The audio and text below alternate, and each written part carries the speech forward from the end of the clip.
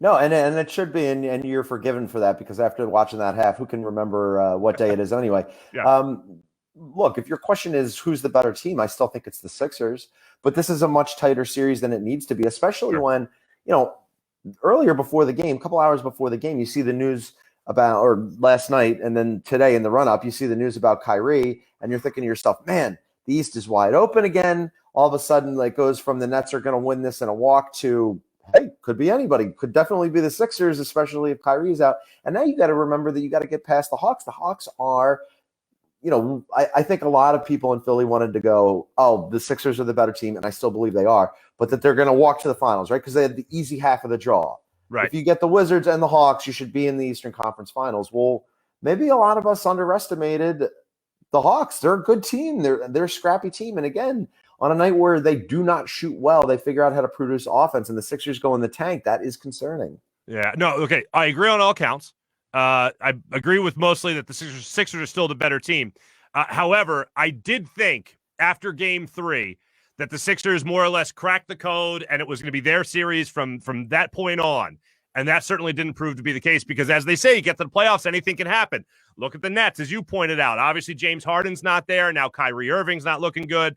And now the Sixers are in a very similar scenario where they're already without one starter, and now they could possibly be without another going into the next game. I want to cross my fingers and say Joel Embiid plays, but after what you saw tonight, something's got to be way wrong with Joel Embiid.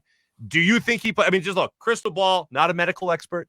Do you think that he is going to get a game off here, or do you think this will be a situation where he just tries to play through it? Tough time to take a game off. I mean, you were the guy who just said he's got to play for them to win. So absolutely. And I think you're right in that analysis. I mean, look, I'm not going to speculate on whether or not he's going to get a game off or whether or not he's so injured that he won't be able to play in Game 5.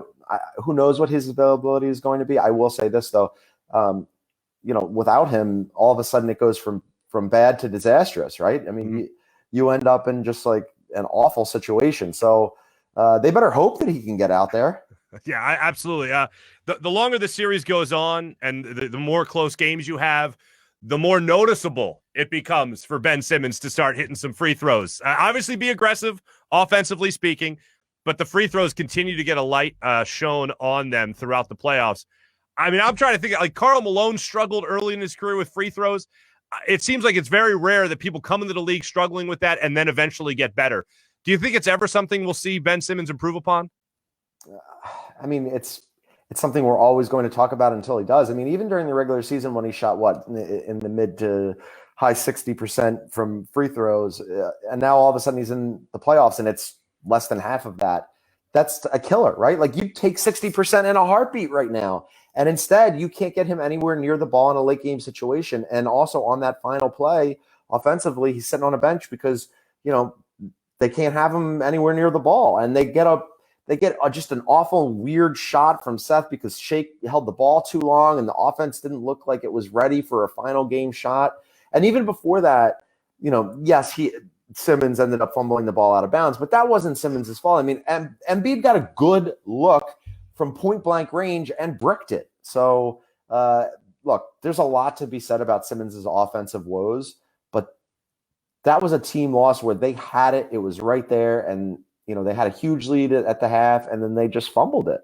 Yeah. Do you fault Doc Rivers for going to Joel Embiid in that moment? No, I mean, it was an open look, right? I mean, yeah. Most times if you said Embiid's going to get a wide open layup or next to wide open with some, harassment, but not really. I mean, he was right there. And then if he doesn't make that point blank shot, Ben Simmons is on the low block on the other side, and he's going to have a shot at a rebound and a putback. You're feeling pretty good about your chances.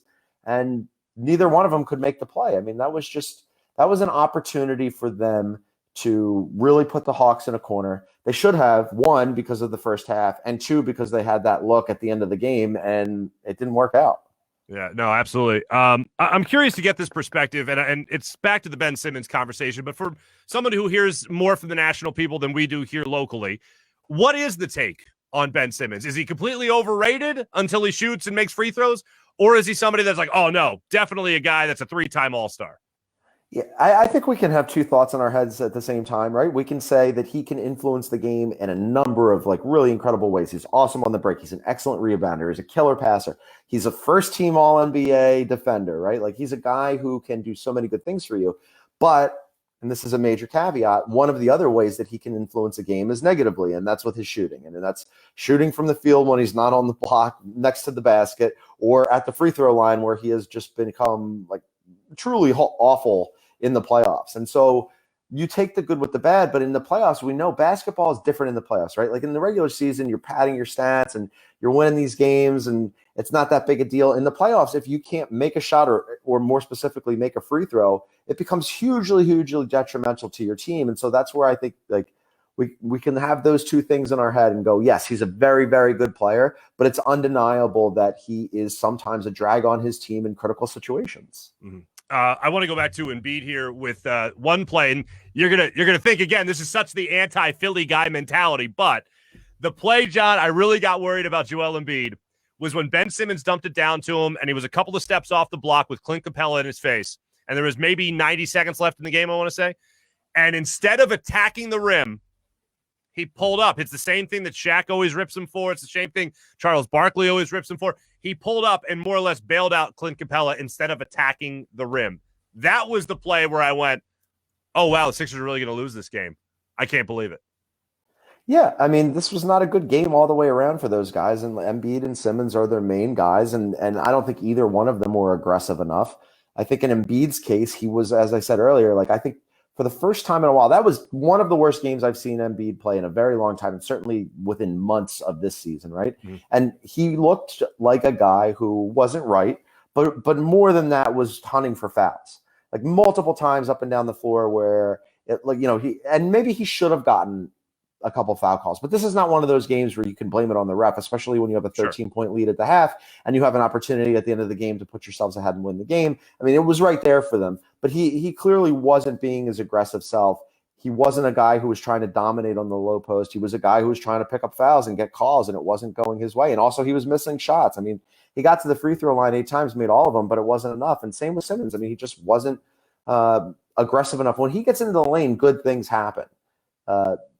But he wasn't doing it regularly. So, you know, again, right there for them, and they couldn't take it. All right, I'm just going to keep writing the concerns here. We've got a long list now. You have one guy on your list. Mine looks like a Christmas list.